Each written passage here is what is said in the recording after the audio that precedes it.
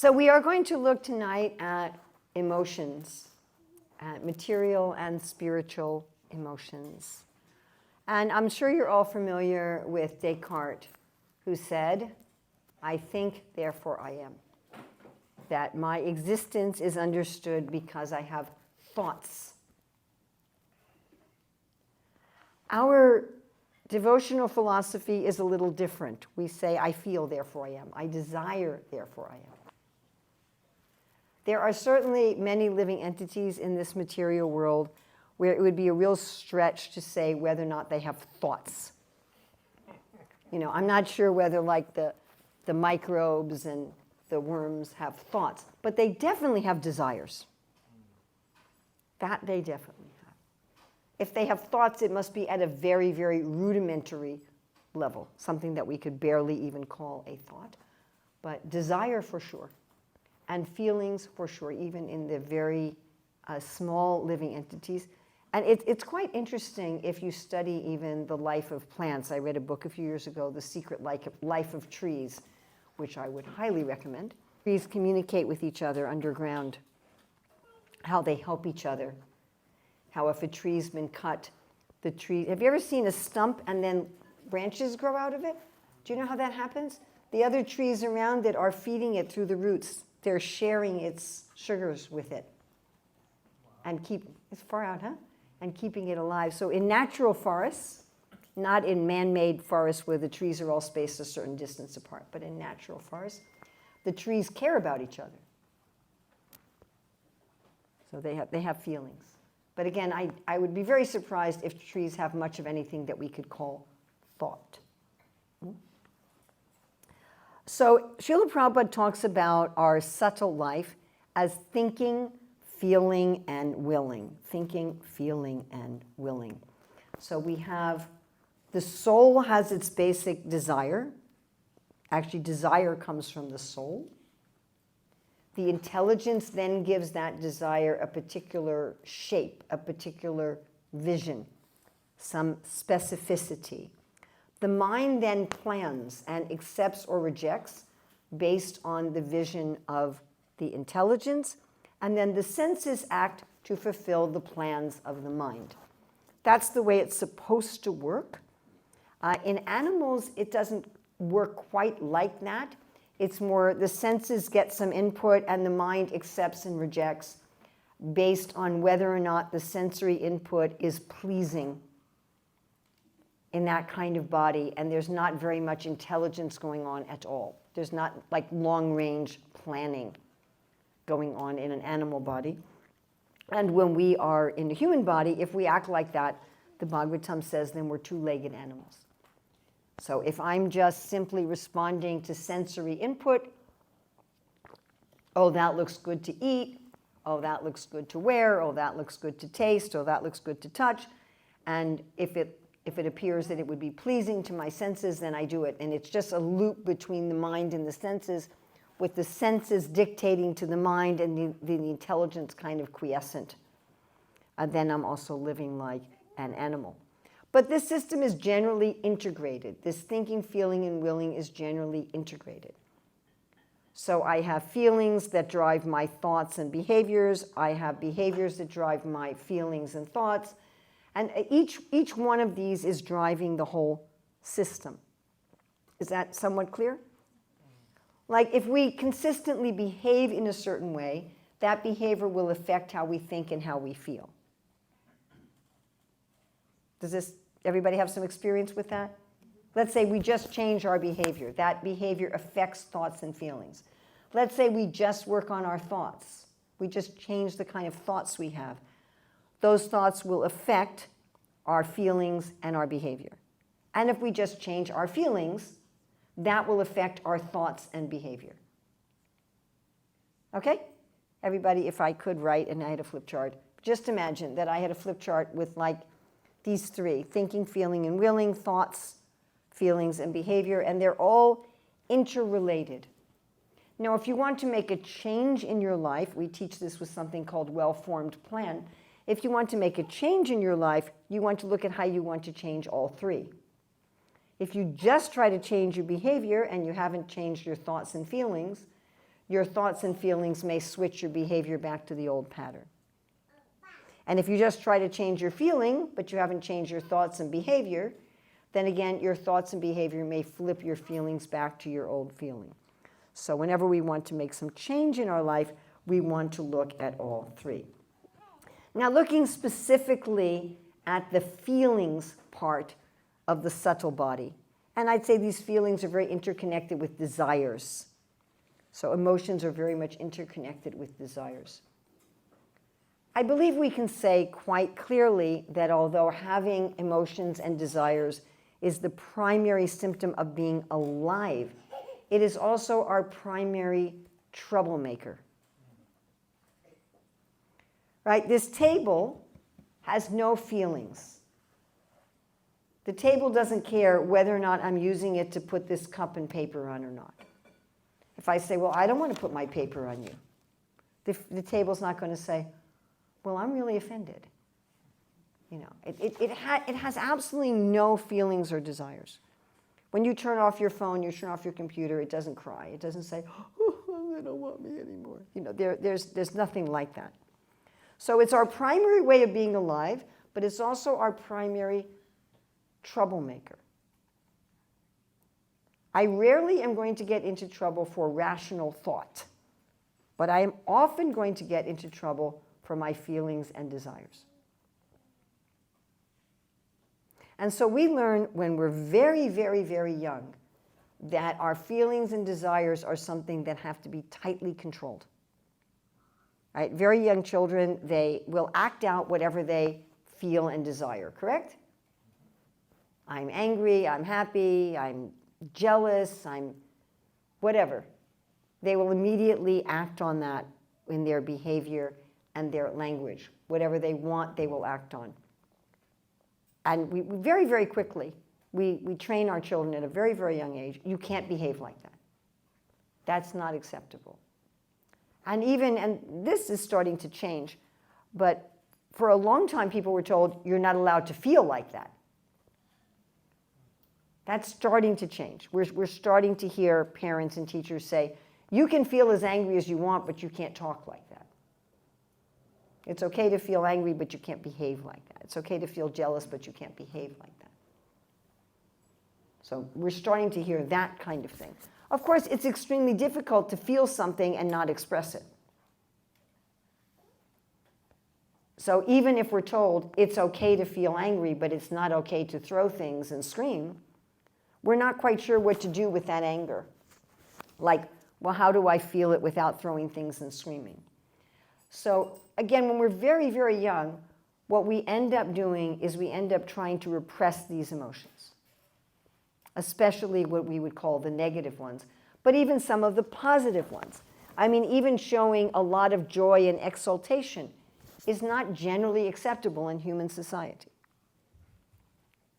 I remember Indrajumna Swami telling a story how he was in an airport security line, and one person said to him, "You're too happy."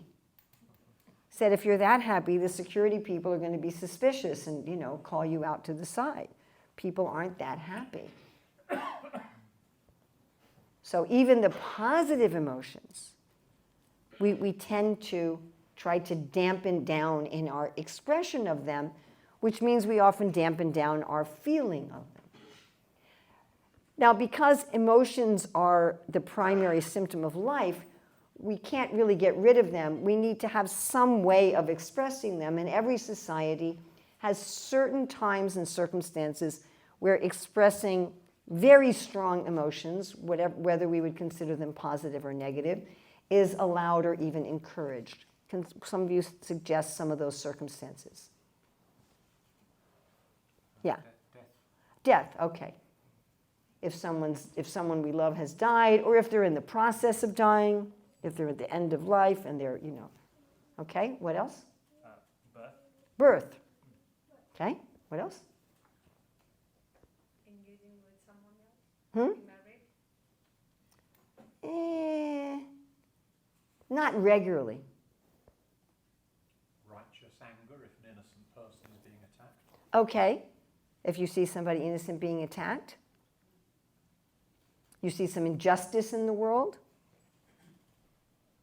But even then, if you're just like with your buddy and you're looking at the news and some person is suffering and you start yelling and screaming and hitting the walls, that's probably not going to be socially acceptable.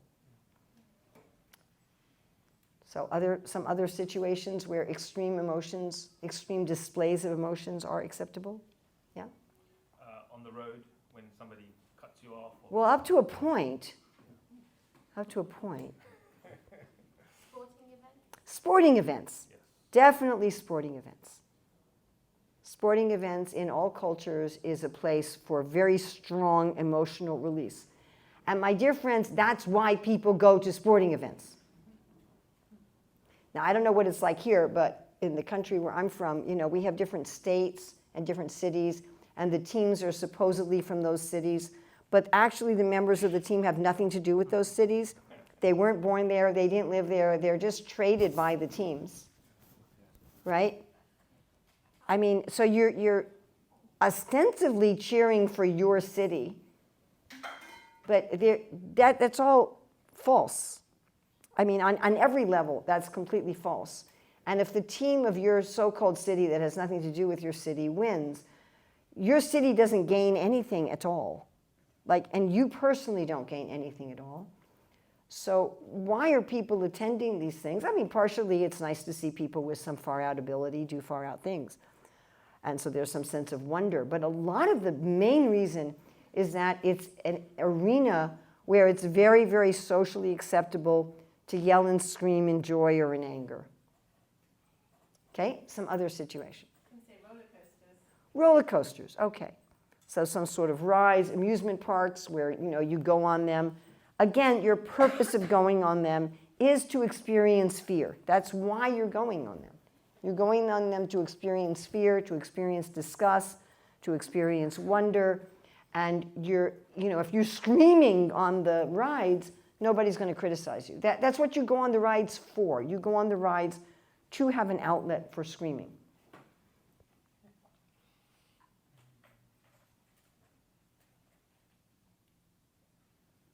Any large entertainment events like music festivals? Big music festivals, also like that, yes. In terms of justice, like protest marches, political events. And again, the main reason that people get involved in politics is not because we care so much about this politician's policy. In fact, if you ask most people who are very emotional about certain politicians, you'll often find that they don't know or understand anything about that politician's policies. Correct? If you ask the average person who's really about a certain, and you say, what about this policy? You'll probably get a blank stare. And if you say, well, what's the full economic ramifications of this? They won't even understand the vocabulary you're using. So people get involved, the majority of people get involved in politics as simply an excuse to display, again, strong emotions. The same with protest marches and things like that. People, sometimes, but rarely, are they actually deeply concerned about what's going on. But it's more some place to express themselves. Also, every culture has culturally acceptable intoxicants. Every culture in the world has socially acceptable intoxicants. Often those intoxicants are interwoven into the fabric of some sort of social things. And under the influence of intoxicants, you are certainly allowed and even encouraged to display strong emotions. So in some countries, like, say, the Scandinavian countries, where they have extreme social restraints on the display of emotions with other people. You've heard about this, right? Like in Finland, they won't talk to other people, and if you have to talk to other people, you still don't. I know a devotee who married a devotee from Finland, and when they're there, if they're in the park and they pass a stranger, and he's from America, and he'll say hello, she said, you don't say hello to strangers in Finland. It's not allowed. And so people are they're very reserved in their display of emotions, but they also drink a lot of alcohol. a lot, like a real lot of alcohol. And when people drink, then they're allowed to just display whatever the emotions they want. So they have some, this is a place where you can display your emotions. So our takeaway from these examples is that emotions cannot just be repressed. And if you try to repress your emotions long term, what's going to happen? You'll get sick. You'll literally become sick. So repressing of emotions, especially negative emotions, it actually triggers what's called the sympathetic nervous system. It puts your system under stress. If you're feeling a lot of anger, a lot of grief, a lot of jealousy, whatever, any strong negative emotions, a lot of fear, your brain decides that there must be some danger going on. It readies your body for fight or flight. It's pouring adrenaline and cortisol into your body, getting you ready to run away from tiger, or barking dogs. And so your immune system is paused, your digestion is paused, your higher order thinking skills are paused. And if your body stays in that state if you constantly have all these repressed emotions, then your body will start going into some chronic disease or chronic pain or disability, because you've cut off the normal functioning of the body. Now, the fact that repressing emotions over a period of time will cause physical disease indicates to us that repression of emotions is not the desire of God for how we should deal with emotions. Prabhupada will talk about that the laws of God are the same as the laws of nature. So the way we are biologically wired is that we are wired to let strong emotions pass through us briefly, but not to stay in our system. So Krishna talks about in Bhagavad Gita 262 and 263 what we often call the fall down sequence, where he says what? By contemplating things in this world, we think about something. As we think about something, we become very attached to it. I have to have that, or I have to not have it. And then we become so attached that we want to get or get rid of that thing or person or circumstance regardless of the consequence. This is a good definition of lust. Lust means I want that so much that I don't care what happens, what price I will have to pay. I'm going to get that, or I'm going to get rid of that, attachment or aversion. And from that comes anger. That anger comes from the things I want, I don't get, right? I want it, I don't get it. Or I want it, I get it, and it's disappointing. So, I don't get a wife, I never get a wife, I never find a wife, I get to be 60 and I've never found the right girl, and so I'm angry. Or I got the wife and she's terrible. All she ever does is yell at me, leaves the house a mess, criticizes me. So then I'm angry, I got the wife, she's awful. Or I get the perfect wife, she's wonderful, she's the most wonderful wife in the world, and then she dies. So then I'm also angry. So I become angry when I don't get what I want, when I get what I want and it disappoints me, or I get what I want and it's exactly what I wanted, and then it's temporary. And then from anger, Krishna says, we lose our intelligence. Right? We lose our intelligence, we lose our memory, we forget the scriptures, we forget everything. Now, this forgetting everything and losing our intelligence is, again, why we generally don't want to display or even feel a lot of our emotions. Because we know that if I allow myself to really get into my emotions, I will lose my intelligence and I will lose my memory of what I'm supposed to do and not to do, and I will act in ways that I regret. Again, we can say that's particularly true for the strong negative emotions like fear, grief, shame, embarrassment, jealousy, anger, but it is also true to some extent for the strong positive emotions. You can also lose your intelligence and your memory if you're very, very joyful about something. Okay, so what are we going to do? Because, again, emotions are part of life, and without emotions, we're just a machine.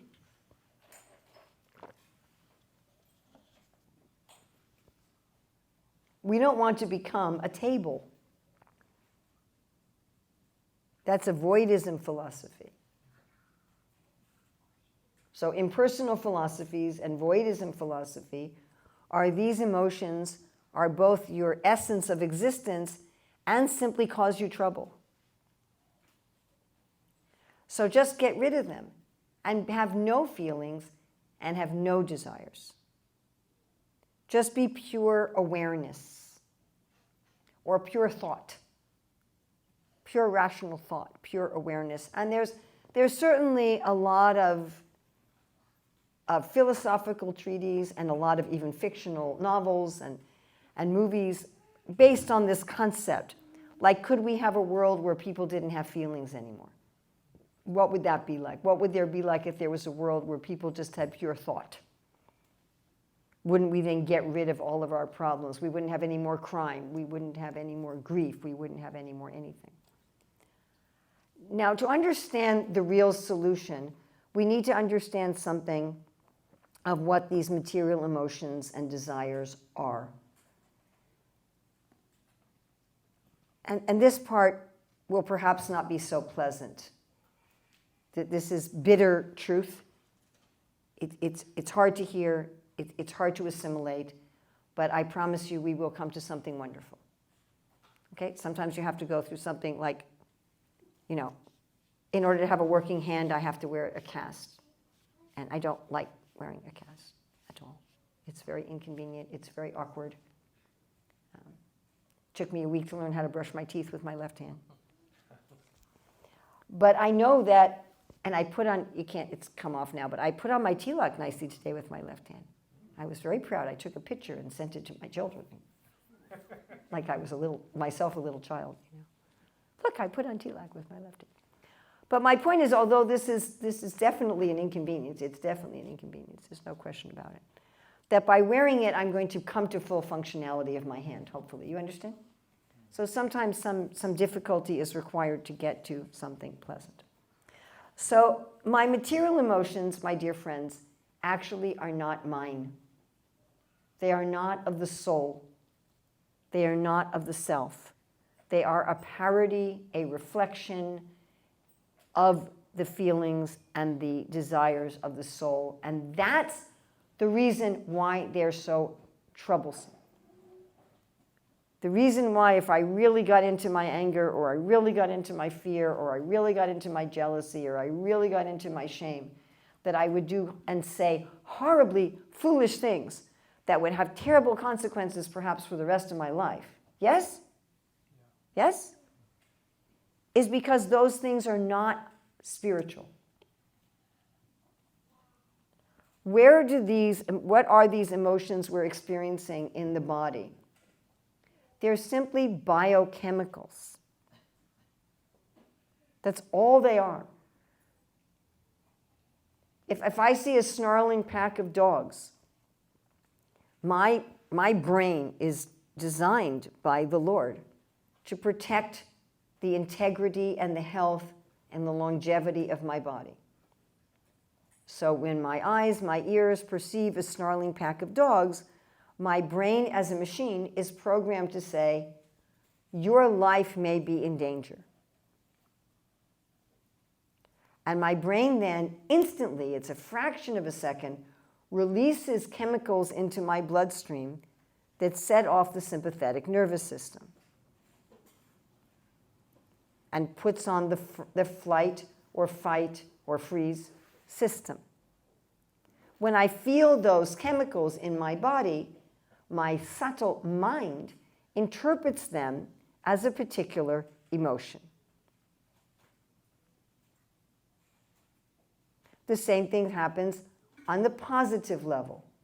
My senses perceive a cute little child, and my brain knows that for the continuation of the species, we have to be affectionate and caring towards our offspring, and therefore it releases things like oxytocin, which then my subtle mind interprets as love and care. Are you all with me? Yeah. They're chemicals. I am the observer observing these chemicals going through my physiological system and putting a name on them as a feeling. The situation is not much different. The Shastra talks about dreams.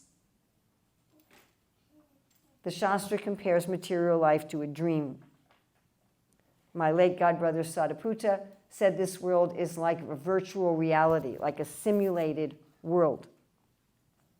We can think of this in terms of a movie or a book or a TV show, or a drama. So you're reading about or hearing or seeing the actors, and they're in various situations. And as you see them in various situations, you feel feelings that have nothing to do with you, correct? Right? The hero's in danger. They're about to get killed by the bad guy. And so you're feeling fear, but you're not in a fearful situation. You're sitting in a chair in a theater. You're sitting on your couch at home. There's no fearful situation for you. Again, the Shastra doesn't so much give examples of movies, but it gives examples of dreams.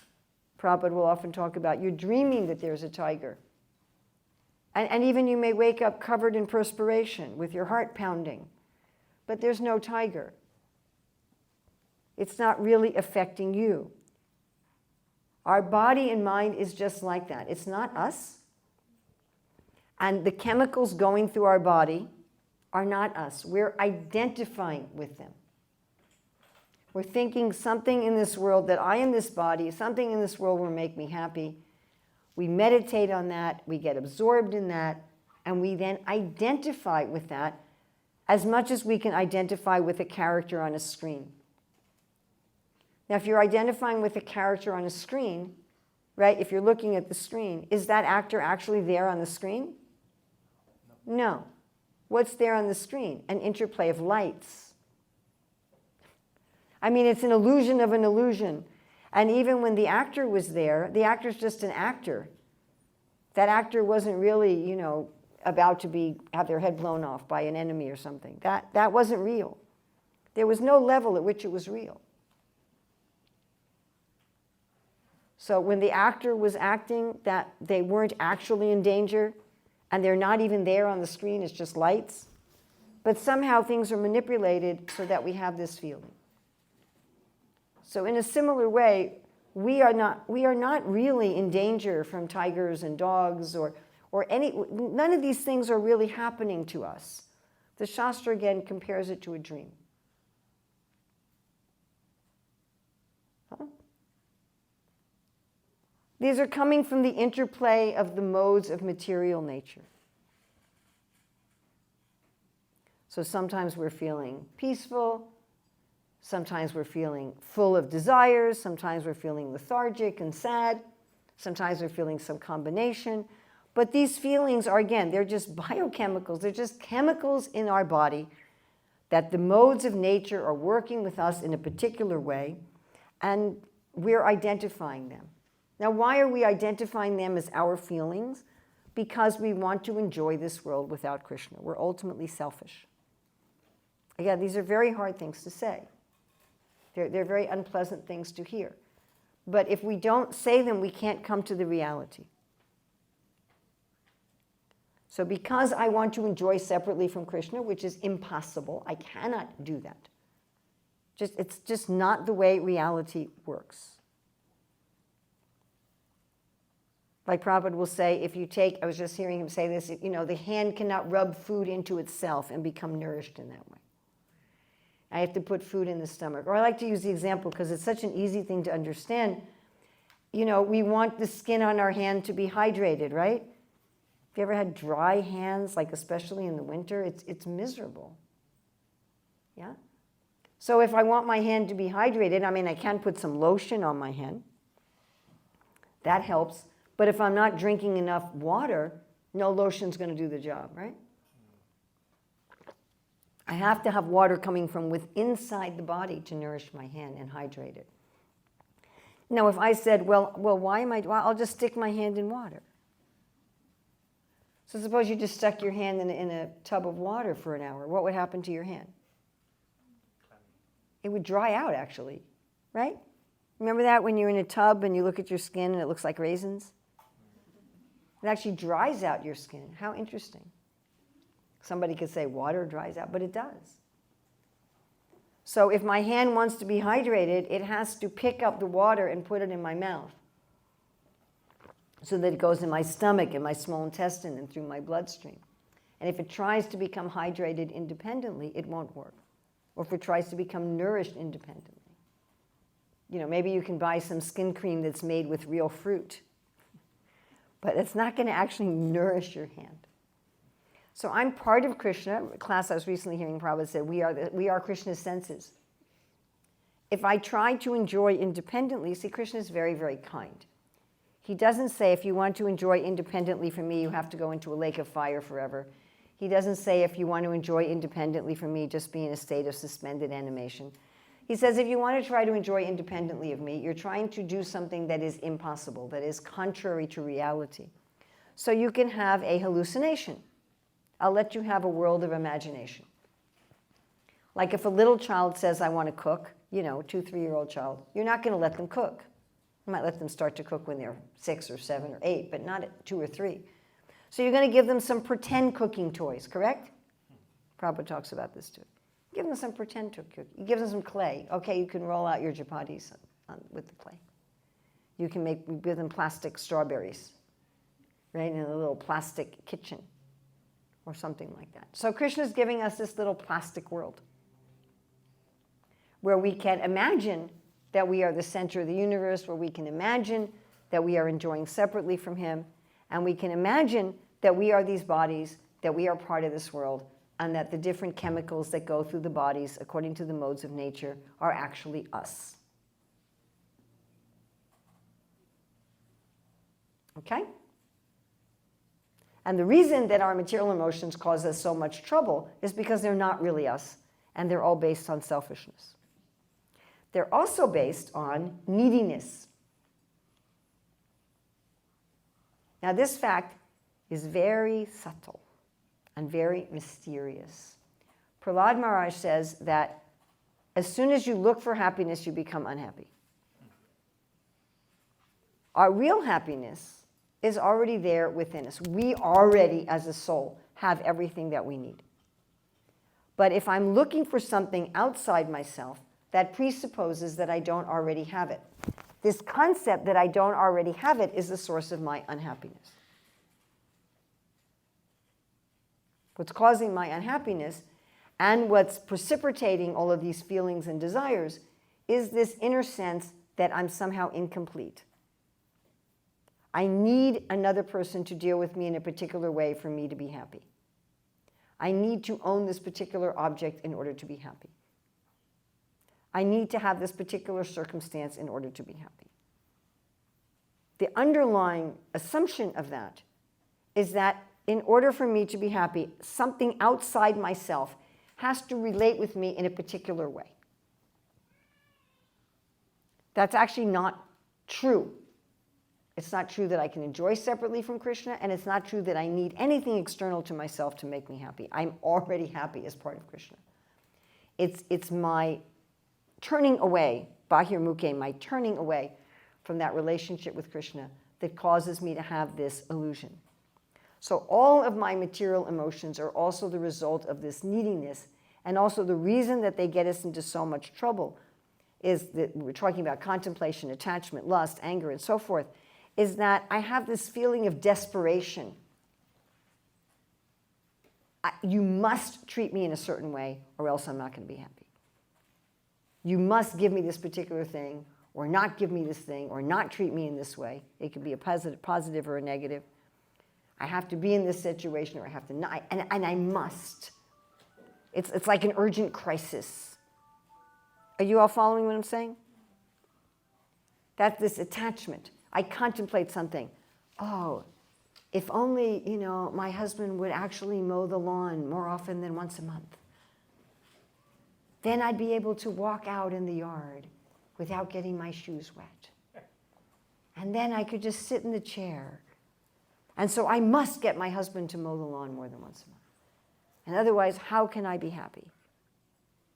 And we become attached.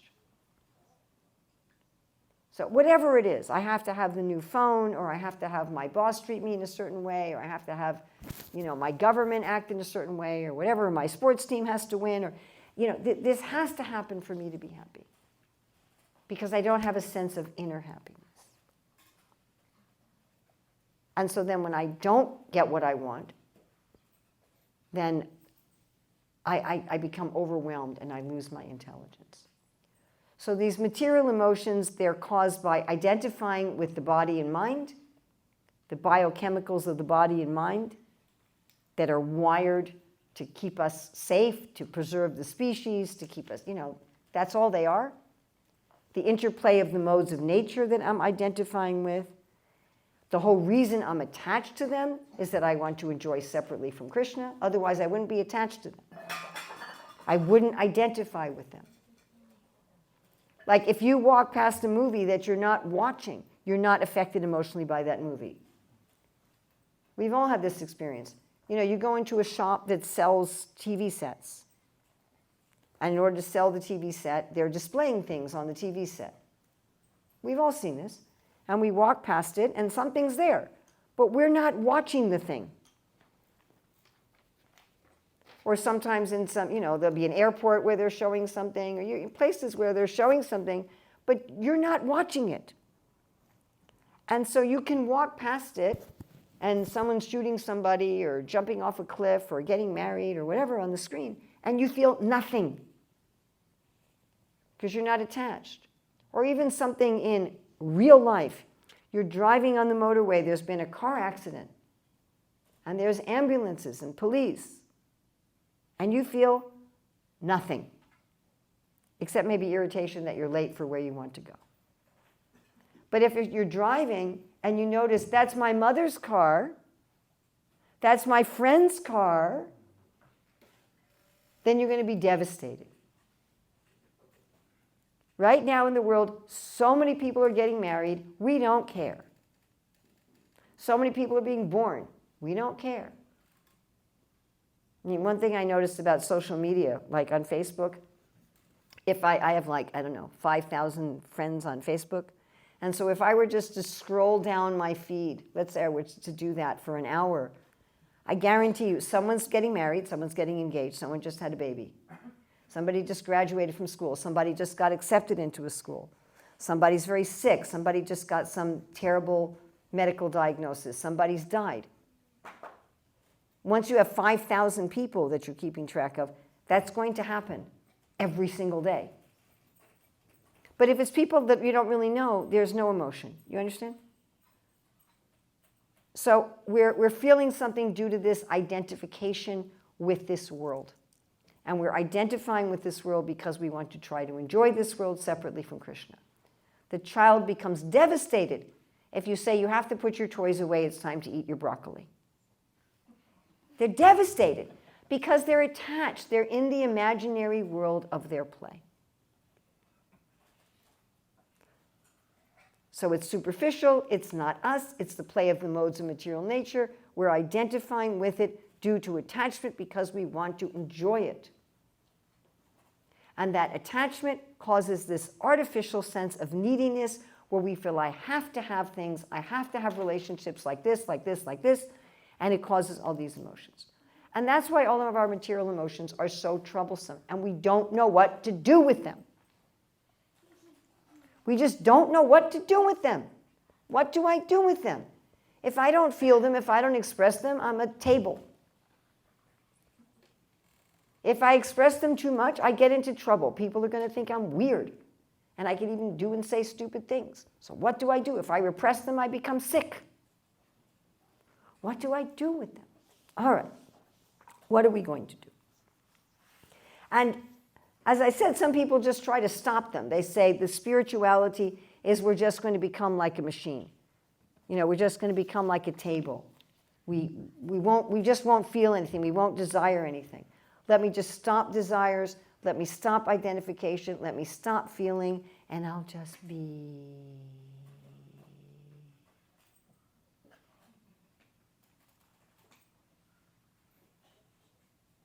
So what's the problem with that? It's boring.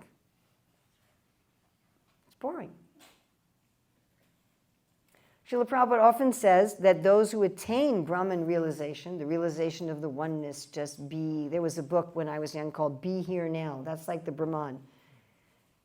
You're here, you're being now. That's all. You're just existing. I'm just existing. Pure consciousness. So Prabhupada says people who attain that state generally come back to material emotions. So there was a very, very famous woman. I found out about this. I was visiting a devotee's house, and they had a book by this woman. I ended up reading. I read the second half of it. Very, very famous lady, ethnic Indian, but living in Singapore.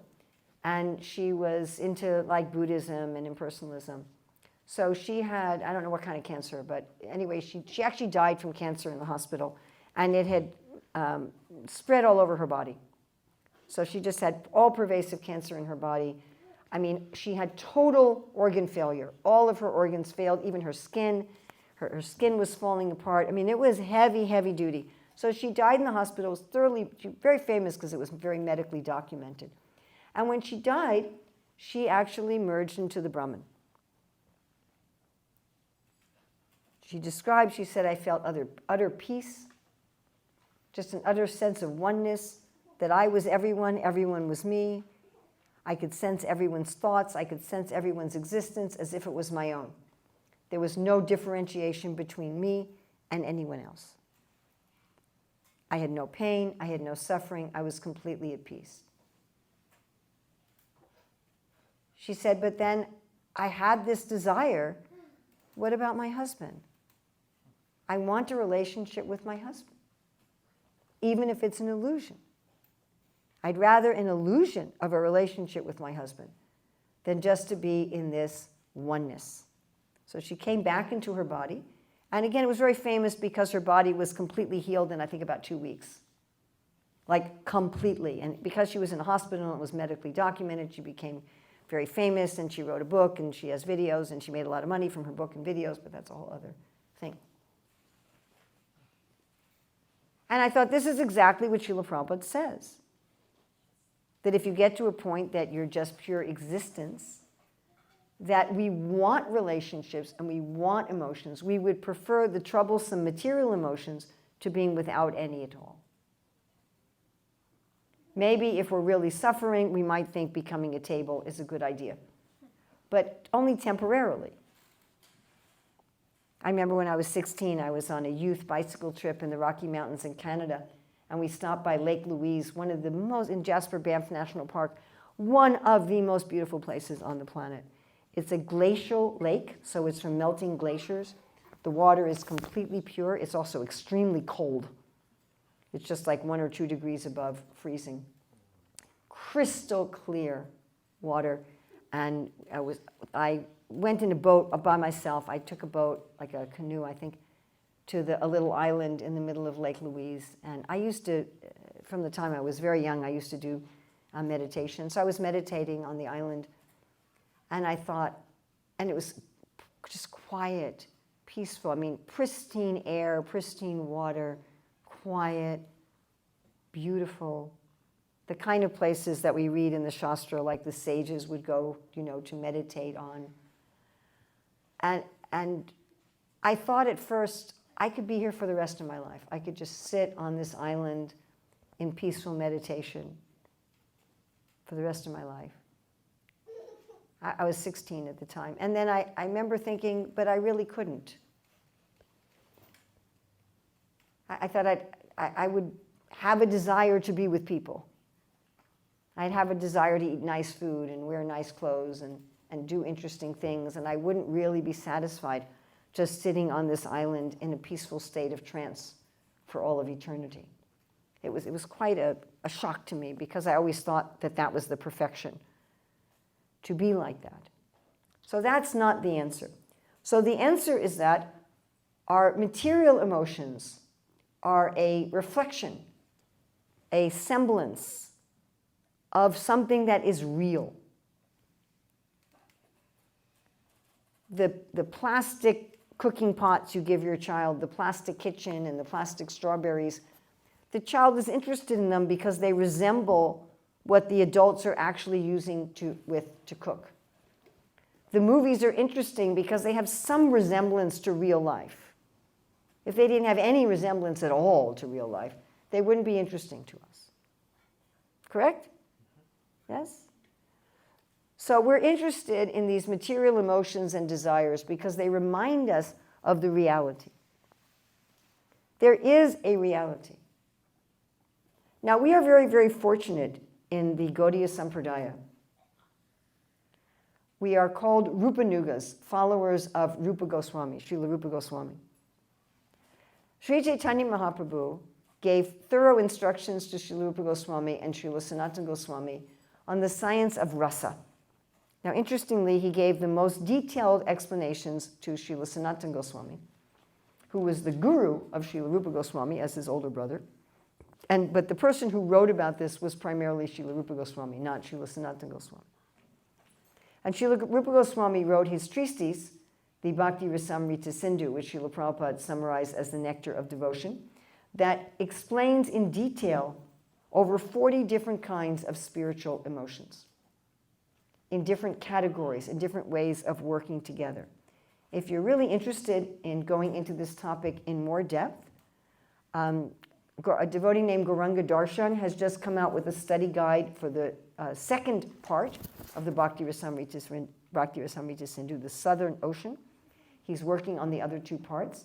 Also, I have on my YouTube channel, Urmila Devi Dasi, I have a whole series of lectures on the Bhakti Rasamrita Sindhu where I go into these in great depth. So I will not be able to do that tonight in the next 10, 15 minutes. But Srila Rupa Goswami describes that there's 5 primary steady emotions, 7 main secondary steady emotions, 33 transitory emotions, and a variety of ways that these can be expressed in both voluntary and involuntary actions, as well as what stimulates these emotions directly, indirectly, and to some extent. So that's kind of the whole science of rasa, and what you end up when you have a combination of these things, the steady feelings, the transitory emotions, the way that these are expressed voluntarily, the way these are expressed involuntarily, and what stimulates them, those 5 aspects, when they come together, you have rasa. Rasa means taste. So if you can think of, if you're going to make a preparation, you have, your vegetables, you have your fats, your ghee, your oil, you have your spices, you have the fire, and you put it all together and you get something that has a taste. You have your blender, you put in your banana, you put in your milk, you put in your honey, you put in your whatever, and you blend it up and you have something that has a taste. So we are looking for these material emotions and desires because we're looking for taste, ultimately. We're looking for some kind of pleasure. That taste, that pleasure, that rasa, actually exists in the soul. And there's this amazing philosophy of how to experience it. Now, this rasa is the counterpart, but 180 degrees of material emotions. So it's not based on the modes of nature, it's based on love. It's not based on bodily chemicals. It's based on a relationship between the soul and God. It's not coming from a desire to enjoy separately from God in some false thing. It's coming from a full expression of reality. And it's not based on a false sense of neediness, but it's based on an overflowing of abundance. Instead of feeling that I'm lacking something, I feel that in connection with Krishna, I have more than I could ever want, and that feeling overflows as emotion and desires. Now, the word desires is interesting because we think of desires as requiring a sense of neediness. Like I was asked if I wanted to eat here, and I said no because I already had a full meal at someone's house. I had no need. I didn't need any more calories. I didn't need any more nutrients, and therefore I had no desire to eat. So materially, we think of that. We think if I don't have a sense of neediness, if I have a sense of completeness, why would I have desire? And without desire, why would I have any emotions? But there can be desire from overflowing. There can be desire from overflowing. You can have so much money that you don't need money, you just want to share it with people. You can have so much food that you can't eat it all and you want to give to people, and it's not neediness. You just want to share it. So we all have some sense of desire and emotion based on overflowing rather than need, correct? Yes? Have you all felt that you had a surfeit? You had so much of something. You had no need for that something. But you had a desire to share. And that desire to share resulted in feelings. That gives us a little bit of an idea. This sense of altruism, this sense of charity, gives us a little bit of an idea. And Prabhupada talks about this, about what spiritual emotions are coming from. They're coming from abundance. And our spiritual emotions are also satisfying. Material emotions, again, they cause us embarrassment. They cause us inconvenience. If they're really extreme, they may cause us to commit a crime. Right? They cause some awkward situation for us. The spiritual emotions are not like that. They're fully satisfying. They're fully enriching. So I wanted to read something here. This is from Chaitanya Charitamrita. This is from Adi Lila 468. The essence of the Ladini potency is love of God. The essence of love of God is emotion. And the ultimate development of emotion is Mahabhava. Prabhupada's purport. The product of the Ladini Shakti is love of Godhead, which has two divisions, pure love and adulterated love. Only when the Ladini Shakti emanates from Krishna and is bestowed upon the living being to attract him, does the living being become a pure lover of God. But when the same Ladini Shakti is adulterated by the external material energy and emanates from the living being, it does not attract Krishna. On the contrary, the living being becomes attracted by the glamour of the material energy. At that time, instead of becoming mad with love of Godhead, the living being becomes mad after material sense enjoyment, and because of his association with the modes of material nature, he's captivated by the interaction of distressful, unhappy feelings. So Prabhupada's distinguishing between these spiritual and material emotions. All right, so what are we going to do to deal with on a practical level, now that we've taken care of the philosophical basis, both the negative and the positive? How are we going to get from the negative to the positive? How are we going to get to these spiritual emotions that come from fullness, that comes from love, that are not distressing, that give only joy and happiness? What's going to be our process? Well, we want to actually cultivate the spiritual emotions. We don't want to engage in the process of yoga and the process of spirituality only from the intellect and philosophy. We don't want to say, well, I believe that this is true, and therefore I'm going to do it with the hope that I'm going to someday experience something beyond the material. We want to try to cultivate spiritual emotions from the beginning. This means that when we meditate on Krishna, when we meditate on the scriptures, we meditate on the name, we should do so with as much emotional involvement as we watch a movie or read a book. We should involve ourselves. And Srila Rupa Goswami talks about this in the Bhakti Rasamrita Sindhu. He gives that example. He said, just like if you're watching an ordinary drama, you will feel the emotions of the characters portrayed in the drama. He says, in a similar way, if we are watching dramas or hearing about the pastimes of the Lord and the great souls, we can feel their emotions. We want to meditate on the great devotees, the cowherd boys, the gopis, the associates of Lord Chaitanya, such that we start to feel their emotions. And we want to try to invoke some emotions in what we're doing for Krishna. Some desire. Krishna says the whole point of bhakti is, the whole point of practice bhakti is to bring out some desire. I want to love Krishna. I want to serve Krishna. I want to help my guru with the mission. Some kind of desire. Now, we have a situation, as explained in Madhurya Kadambini by Srila Vishwanath Chakravarti Thakur, about the progress of bhakti. He says, when we start bhakti, our material emotions and desires are absolute. and our spiritual emotions and desires are just a trace. As we increase the spiritual, the material decreases gradually and proportionally. Now, if you're talking about things getting easy, they get easy right here when it's 50-50. Prabhupada says, until we come to this point, it's a hard struggle with determination. Once you get here, it says everything becomes easy. That doesn't mean you don't have to do any work, but everything becomes like sledding down the mountain. You still have to steer your sled so you don't go into a tree. But it's not the same as trudging your sled up the snowy hill.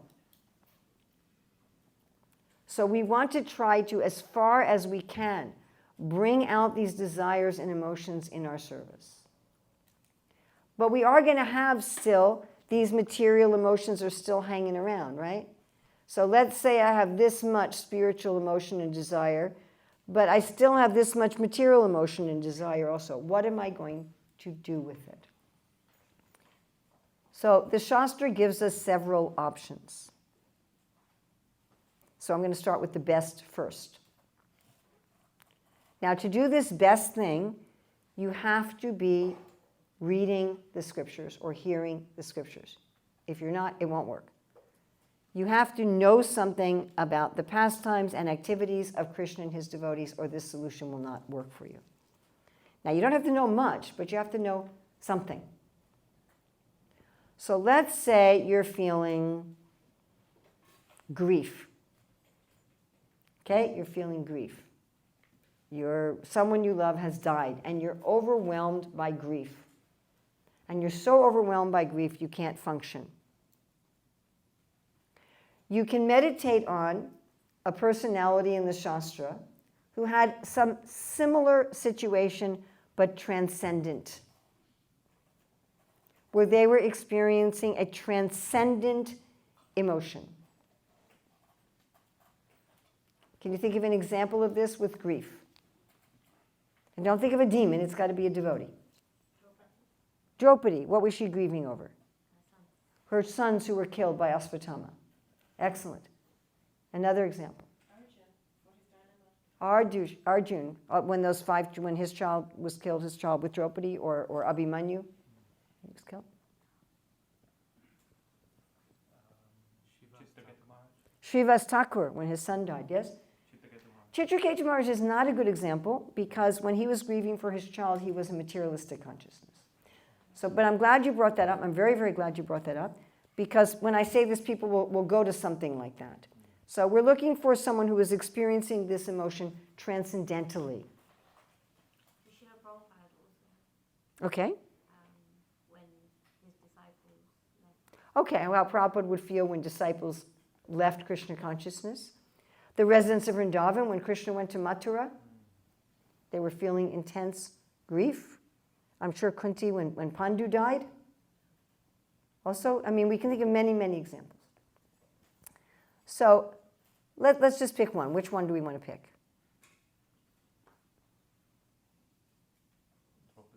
Draupadi, okay. So, she was insulted, she was humiliated, her husbands had their kingdom taken away, they were humiliated right after the Rajasuya, right after they become the emperor of the world. After so much difficulty, they had to live in exile, they had to live incognito, they fought this war, and finally they won the war. It was finally over.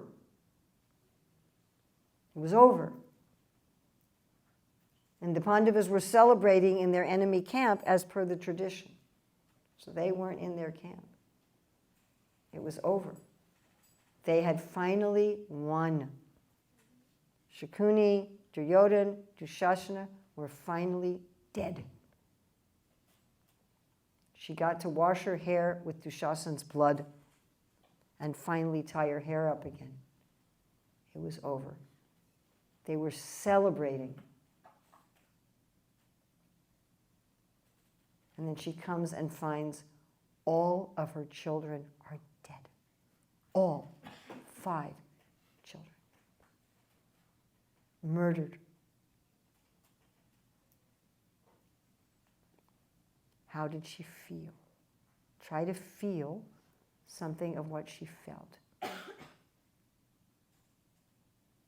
Try to have it actually penetrate you and feel. How does she feel? She comes back after this victory celebration, and her children are dead.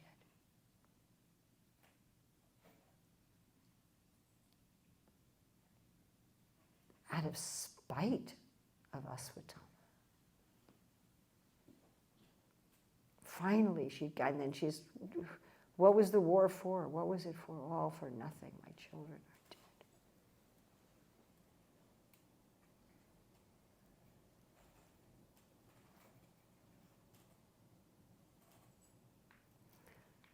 But her grief is in relation to Krishna. She wanted these children to live because they were the future of the dynasty. They would rule the earth for Krishna. They'd be devotees. Krishna wanted the world ruled by devotees. Her grief wasn't just that she lost her children. She has grief at her service. Where's my service for the Lord? I raised these children to offer them to the Lord. So when my husband's retired to the forest, they will take over. And that's gone. What will I give my beloved Krishna? Can you feel that? Now let's say that you were grieving for someone and you meditated deeply on Draupadi. What would happen is you would feel some of Draupadi's grief, and that grief would start to overwhelm your material grief and purify it. I once was talking to a couple who'd been wrongly harassed and accused and basically exiled, told, well, you know, you can't come to the temple anymore, and it was just a mess. And they were feeling helpless, frustrated. And I said, is there anyone else who was in the Shastra who was unfairly exiled? And they said, yeah, the Pandavas. And I said, what Pandava would you like to meditate on? The husband said, Nakul. I said, well, let's meditate on Nakul. And we started talking about Nakul and what he was going through. And then this devotee said, this is wonderful. Before that, he was feeling vindictive at the people who were harassing him. You understand? He was feeling vengeful and vindictive and angry. And then the more he meditated on how did Nakul feel in exile, the more he was filled with a kind of devotional ecstasy. Now, doing this is exactly the instructions of Srila Rupa Goswami. To substitute the spiritual emotions of which our material emotions are a shadow.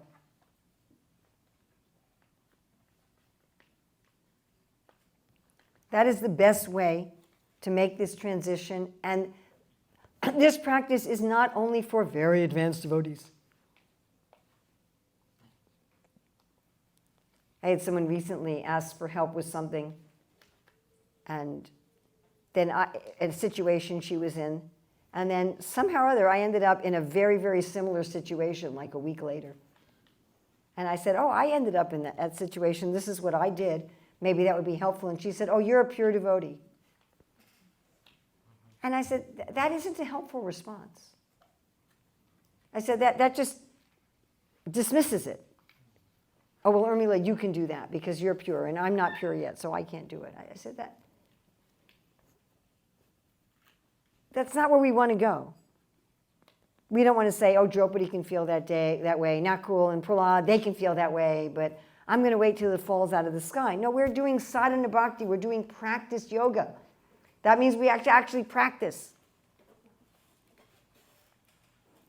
So all you need to do, the only qualification you need to have to be able to do this technique is to know something of the pastimes. If you don't know anything of the pastimes, you can't do it. But even so simple, you know the story where Sri Chaitanya Mahaprabhu saw this one man who didn't know how to read, and his guru had told him. Now, I don't know why the guru told him every day to read the Bhagavad Gita when he didn't know how to read. That's always confused me. Like if I knew somebody was illiterate, I wouldn't tell him to read a book every day. But anyway, so his guru told him to. So he didn't know how to read, so he's just kind of turning the pages, and people are laughing at him. And he's crying. And Lord Chaitanya said, why are you crying? He said, when I just think about Krishna acting as a servant and chariot driver of Arjuna. So it can be that simple. We can know just a few pastimes, a few things.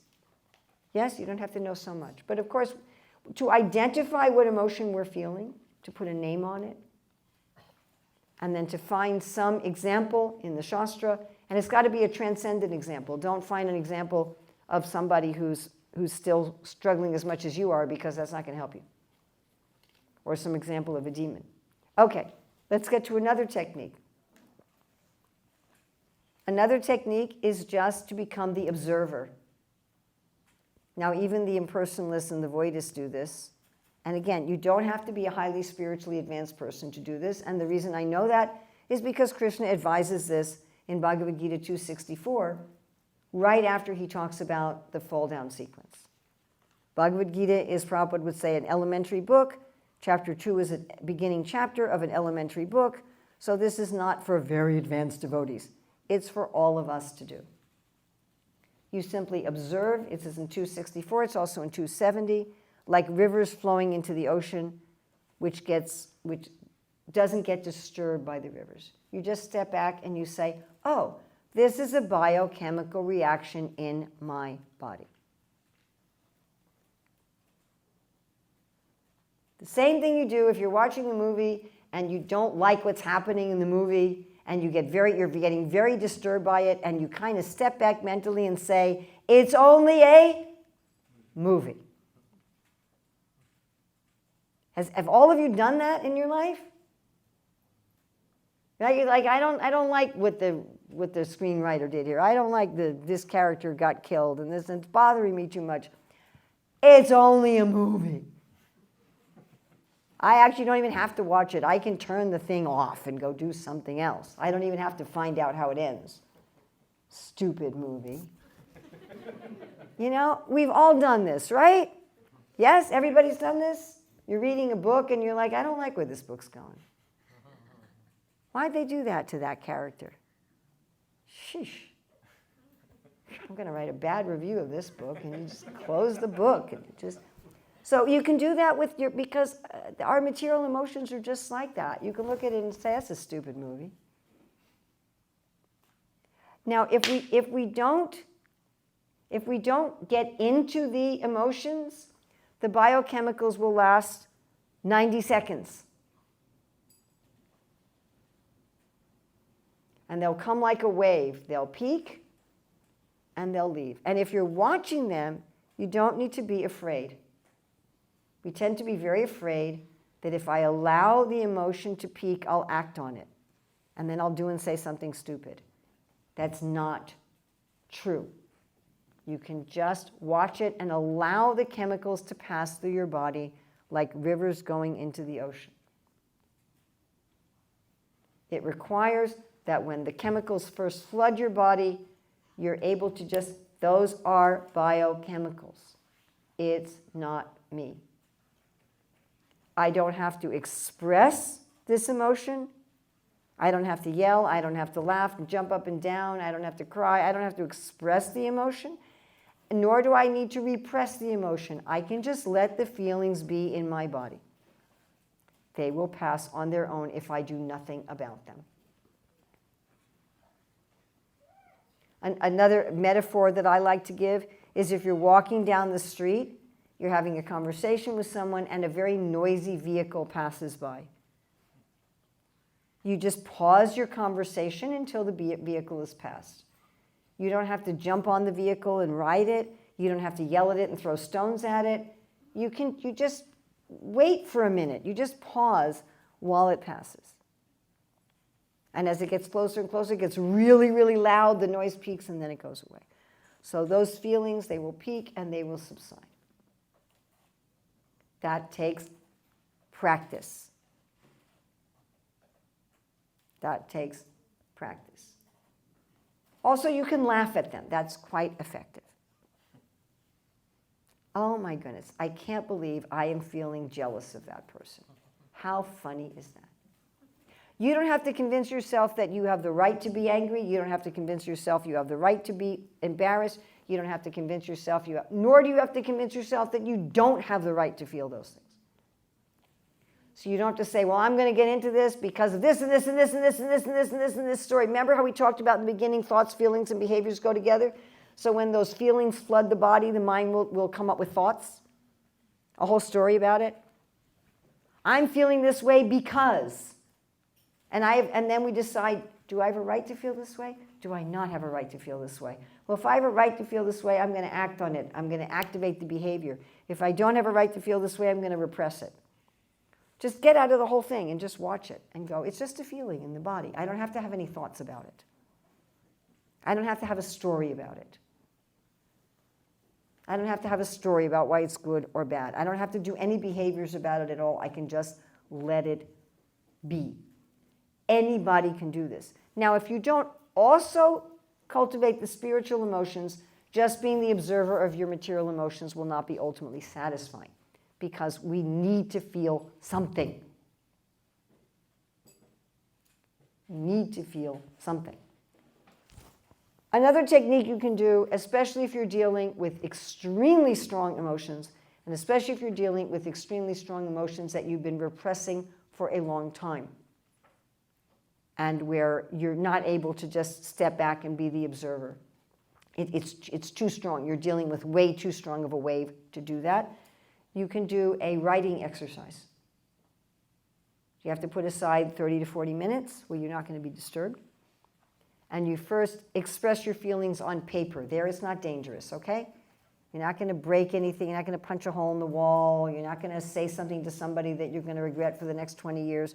Just put it on paper. And you can put on paper anything, something that you would never want anyone to see. God already knows about it, so it's okay if he sees it.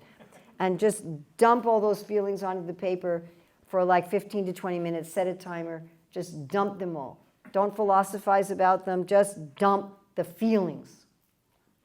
Then after you've dumped the feelings, stop, take 2 to 5 minutes, take very slow, deep breaths, very, very slow, like breathing in a slow count of 4 or 6, holding it again for a slow count, then exhaling for a slow count, then holding it. That's called 4 square breathing. It's used by people in the military to calm down their system when they're in danger so they can think clearly. So slow breaths in, hold, slow, slow breaths out, hold slow for like 2 to 5 minutes. Then spend another 15, 20 minutes philosophizing. Write down, because I understand this, I've learned this. What have I learned from this situation? Write that for 15, 20 minutes. Then take the paper and destroy it. Do not keep it. Tear it up into a million pieces, shred it, burn it. Don't burn down your house, but yeah, burn it safely. Get rid of it. That's a very useful self-therapeutic exercise. It will not hurt you. It will not hurt anybody else. And it's a way to deal with these long pent-up emotions that maybe we can't process in any other way if we've been improperly processing emotions for a long time. And you might need to do that more than once if you're dealing with something very intense that you have not processed properly for 20 years. So you may need to do a writing exercise like that a few times. Now, what happens when we start really cultivating the spiritual emotions and we start dealing properly with the material emotions? We will start feeling ourselves full of genuine spirituality, which will then allow us to display those to the other living entities in our life and circumstances in our life in a way that is beautiful and helpful. So I tell this over and over and over again, but when we saw Prabhupada in 1976, and our oldest son was sitting in my lap, he was 1.5 years old, and Prabhupada looked at me and he said, just like this mother is loving her son without expectation of return, so one should love Krishna. And my father said, will loving her son help her to love Krishna? Prabhupada said, no, loving Krishna will help her to love her son. My material emotions will not help me to gain spiritual emotions, but my spiritual emotions will then enable me to have nourishing, helpful, beneficial emotions with everybody else. We are not trying to cut our feelings entirely and become like tables. But we want to grow the spiritual feelings. And while we're growing the spiritual feelings, we want to deal effectively with the material feelings. Doing this will transform our life. And when we love Krishna, then we will love everyone. And then we will see feelings and desires in their real form as something that not only do we not need to fear or control, but that we actually can fully embrace. Okay, so we've gone now to 8:40. It is a weeknight, and I'm sure people have to go to bed. I don't think we have much time for discussion. Maybe I could take one or two. If anyone has a question.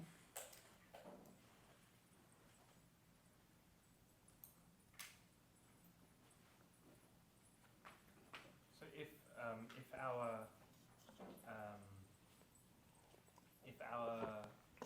experience has always been a material experience, how do we, and I think I know the answer to this, but how do we quickly get to a point where we can aspire for the spiritual experience? Because our constant experience in the past has always been based on material. Okay, good question. Our spiritual experience is already there within us. It just has to be awakened. And just like we can awaken material desires by contemplating material objects, we can awaken our original spiritual desires by contemplation of the spiritual. It's already there.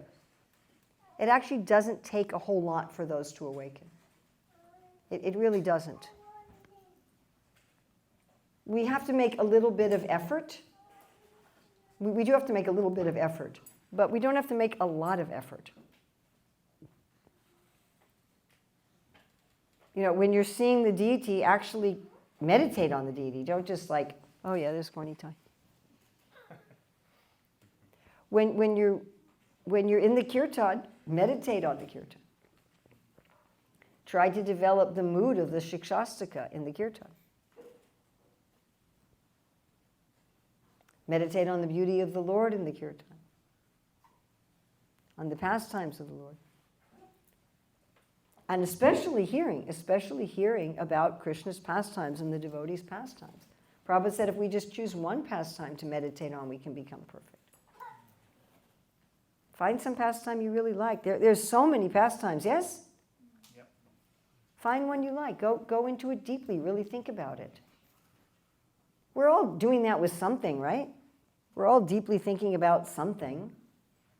Our finances, our family, what the politicians are doing, what the sports teams are doing, what job we have to do at work tomorrow. I mean, we all, it's not difficult for us.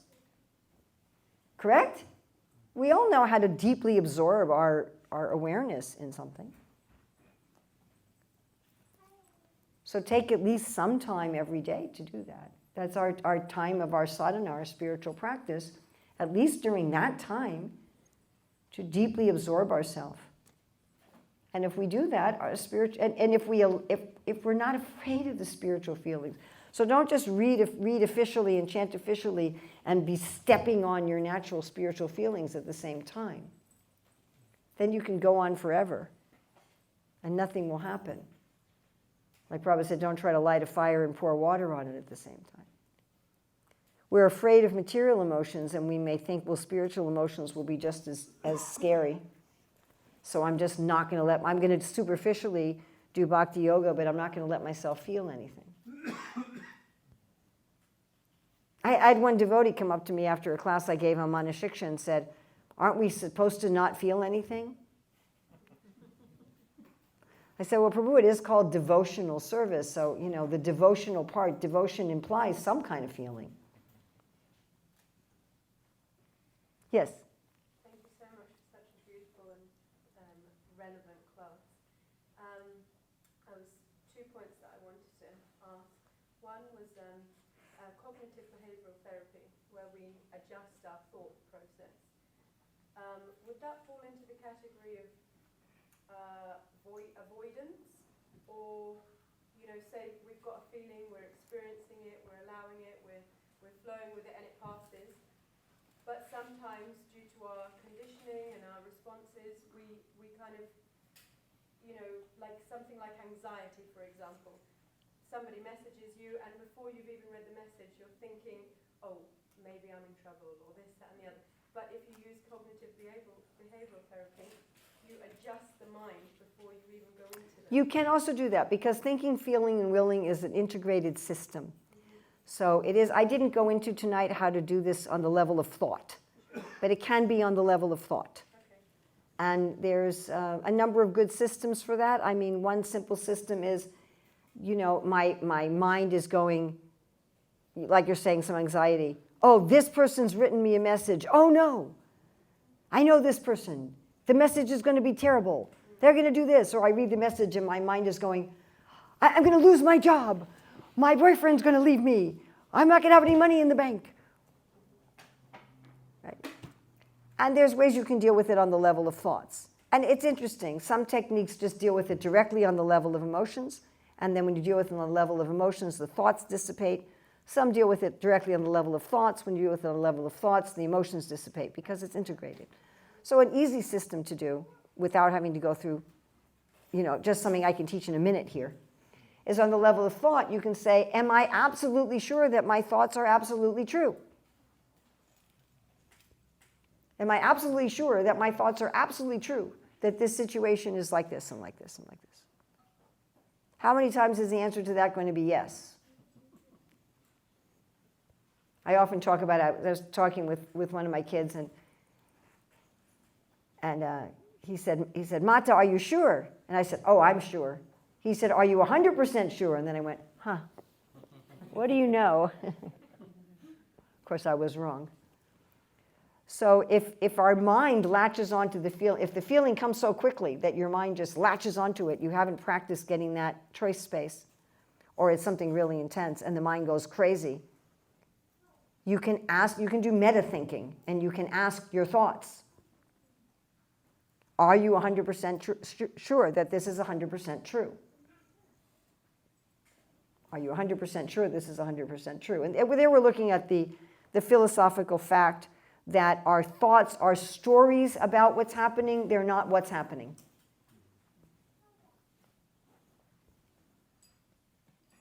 Our thoughts are never exactly what's happening. Our thoughts are always, to some extent, stories about what's happening. Right? We have the 4 defects of conditioned souls. We have imperfect senses. We can be illusion. We can make mistakes, and we can cheat. So my story about what's happening is never exactly the same as objective truth.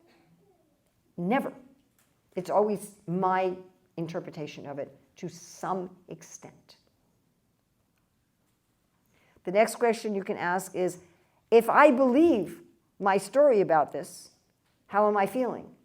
Well, pretty lousy. Suppose I was incapable of believing this story about my feelings. How would I feel? And the answer is almost always, well, I'd feel great. So you can challenge your thoughts in that. It's some simple questions, just challenge your thoughts. And there's that's one technique. There's many, many others they all go at it from a slightly different angle, but they're all very, very similar. Where you're basically, whether you're detaching from the emotions and the desires, or you're detaching from the thoughts, it's all the same. Where you're stepping back and you're going, is this me? And is this something I want to identify with? So in the specific techniques, there's many specific techniques, which we'd be here until 11 o'clock at night if I was teaching all those specific techniques. But the essence of it is that. It's the stepping back and going, those feelings are biochemicals. Those thoughts, I could be wrong. It's possible that I'm wrong about this. Yes? Have we ever been sure about something and been wrong? How many of you have ever been sure about something and then been wrong? If you don't have your hand up, I don't believe you. So, We've worried about things that were nothing to worry about. We got excited about things that were nothing to get excited about. That's how scammers work, you know. Right? All these scammers. Either they tell you something to worry about that's not real, or they tell you something to get excited about that's not real. You just won a prize that you haven't won. Just click this link and claim your prize of 5,000 pounds. Or they tell you, you know, the tax people are coming after you and you're going to go to jail unless you pay this money right away. Click on this link to take care of it. Correct? Right? And it's hard. It's scary or it's exciting. And you're like, maybe I really did win the 5,000 pounds. Let me click on the link. So it's like, wait a minute. This is a scam. That's a scam. And even very intelligent, educated people can be scammed. But all of our thoughts are they're just some Nigerian prince. I know you, Mr. Fake Nigerian prince. You're probably lying to me, and and I don't have to get pulled into this thought. Really, treat our thoughts like they're some Romanian hacker, Okay, thank you very much. Srila Prabhupada Ki Jai. Let's get a round of applause for Urmila.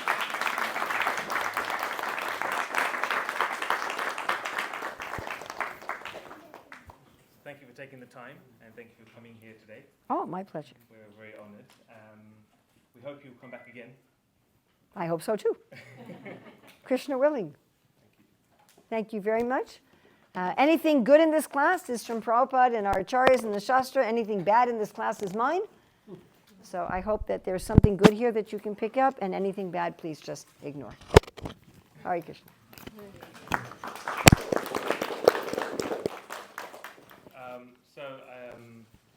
Please check out Mother Urmila online. There is a profuse amount of content online that she's put out over the years. We have a session from last time when she was here, but equally many other lectures and courses that she's delivering with so much thought and energy. So thank you once again. We'd be lost without you this evening, so thank you. I'm sure you would have been just fine with somebody else, but thank you very much. We were deeply grateful that you came. Thank you to everyone else for being here tonight. Let me maybe ask for a couple of reflections. What stood out to you from tonight? What This, Oh. I'm not sure I don't walk away. Sometimes you walk away with those. You get back to your room and then you're like, oops. Any volunteers for a couple of thoughts?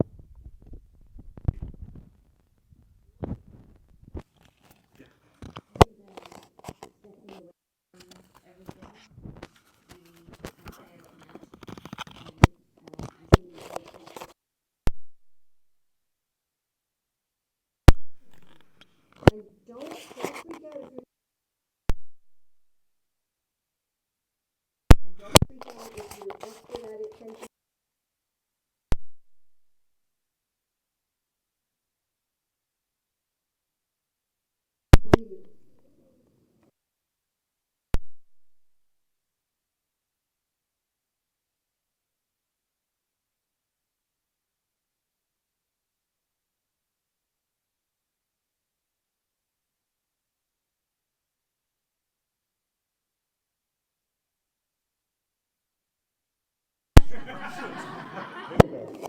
Focused and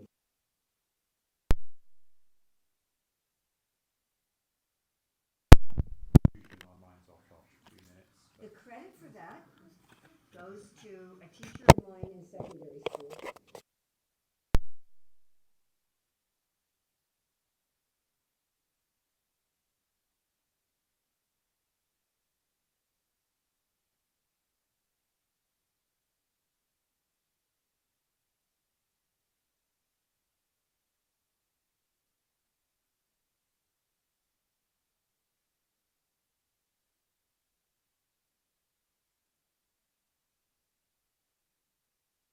And I became the state champion, the district champion, finals in the nationals, I had to move to the trophies, but that was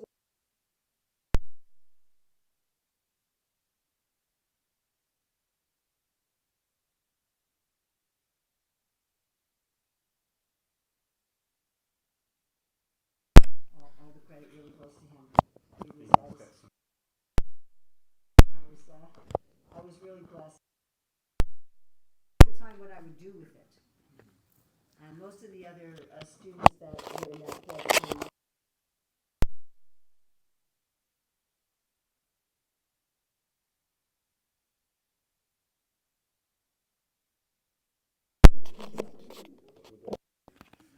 Any final reflections?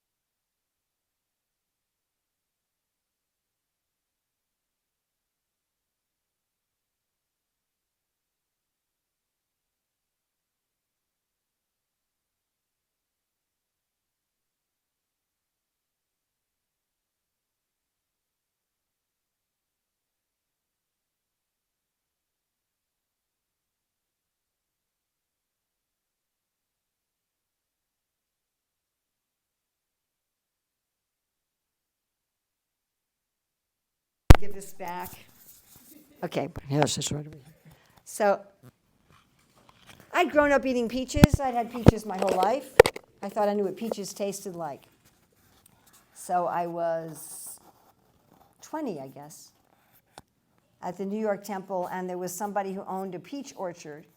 And he said, you know, we've picked all the peaches that we can pick with our machines, but the machines don't get everything. There's still some left on the trees. So the temple is welcome to come to the peach orchard and pick by hand whatever peaches you can get and bring it back to the temple. So these were tree-ripened peaches. So the peaches you have in the shop are not. They're picked green. Some years ago when I was in Melbourne, some people who'd grown up in India and never had a peach in their life, they made me a fruit salad with unripe peaches. I said, what is this? Oh, these are peaches. I said, but they're crunchy and bitter. And they said, well, that's how they sell them at the store. I said, you don't have peaches where you live in India, where you grew up in India. They said, no, we never had this fruit. I said, so I guess you came to Australia and you thought, well, I guess this is what the Western people like, you know? So I'd always had, you know, peaches picked unripe and artificially ripened, and here I was getting peaches grown locally, tree ripened. So we packed all these people, bring them back to the temple. So my son was, I don't know, a year or so old, and we had all these crates of peaches, and he wanted one. And so he was a child, so we took one, we offered it to Krishna, and we gave it to him. And being a typical child, he didn't eat the whole peach. He took a few bites out of it and he was done. So then, typically as the mother, I'm going to finish the peach. Yes? That's what you do. When you're a mother, you finish your kids' half-eaten peaches. So I'm eating this, and I'm like, I never had a peach before. It was a completely different experience. Having a tree-ripened peach was completely different. I'm like, oh, that's what a peach is supposed to taste like. Years later in Detroit, we bought a house that had a peach tree. And once you've eaten that, you're never going to be satisfied with the grocery store stuff. The example I often give to people is you all have artificial juice, right? They sell artificial juice in this country. I'm sure you can buy it in big jugs. It's mostly just water. Oh, not even fruit concentrate. I'm talking like it's just water with flavor, artificial flavors, maybe some natural flavors, and some colors. And maybe they put a few drops of real fruit juice so they can say contains real fruit juice. So if you have that, and that's all you have, that's all you've ever had, you might think that that's fruit juice, right? And then one day you do what I did recently. You go to the tropics. I was in Guyana, and the devotees had a farm where they grew their own fruits. And they picked them that morning, tree ripened, and offered them to Krishna and brought them to me for lunch, picked like an hour before. You can tell the difference between what's fake and what's authentic. If you've only had the fake, you can't tell the difference. You might, if you only have the fake, you might think the fake thing is authentic. But once you've tasted the authentic, you will never be fooled again. Never. So all you need is one real experience of spirituality. That's all you need. Unfortunately, Chaitanya Mahaprabhu and Lord Nityananda are very kind. So I'm sure we have all experienced, and if you hadn't, go more deeply. We've been in a kirtan where we had an experience of musical enjoyment that could not be explained by the expertise of the musicians. The musicians were just not that good. That we had an experience that surpassed our greatest experience of listening to a recording or live music.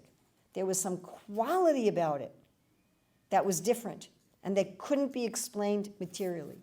We read the scriptures and we had some experience that couldn't be explained just by reading a story or a book on philosophy. It was some quality that we never experienced by reading an ordinary narration or an ordinary nonfiction. Something happened. We're doing some service and we get some kind of satisfaction that can't be explained by the work we're doing. We've done that work before. Or prasadam. Mahaprabhu says this. He says, we all know the ingredients, but what is this taste? We cannot explain the taste by the ingredients. So I like to tell this story. I was in Puerto Rico. We went to a university. We were giving a class there, 120 people, students, teachers. And some other devotee had made some, what you call biscuits in the morning. We call them cookies, but you call them biscuits. Biscuits to us is entirely different. It's salty. But anyway, so she'd made these biscuits. And I was in the kitchen when she was making them, so I saw the ingredients. It was butter, sugar, some kind of like sodium bicarb, and a little vanilla. And flour. That was it.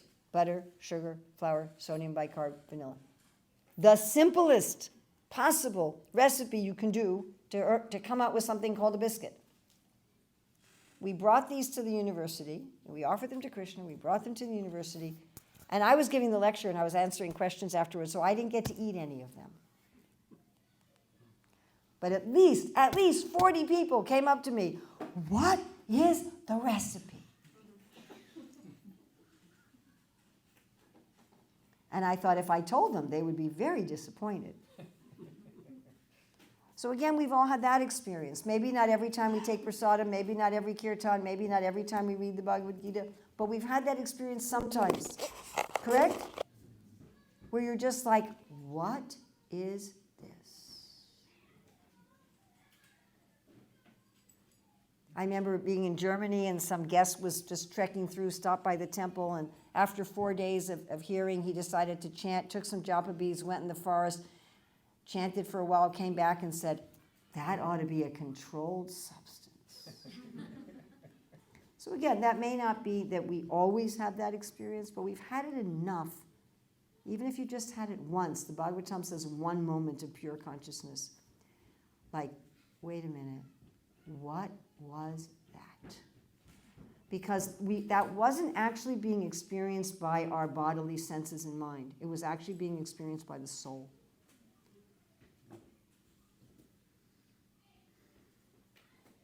Once you've had that real fruit juice, like my father used to make me fresh squeezed orange juice every morning. I have no interest in orange juice in a bottle and can. Like, oh, I heard you like orange juice. Here's some. I'm like, no, thank you. So once you've had that real deal, yes, yes, yes. Maharaj Pariksit, he actually saw Krishna in the room, and then he's called Pariksit. He's always looking for it again. When will I find it again? When will I find it again? When will I find it? Devotees talked how they went on Sankirtan in some remote area of America. They stopped at a petrol station, and someone from the station runs out and says, are you the Hare Krishnas? Yes, we are. Do you have any of those little white bowls? I got one 4 years ago, and I've been looking for them ever since.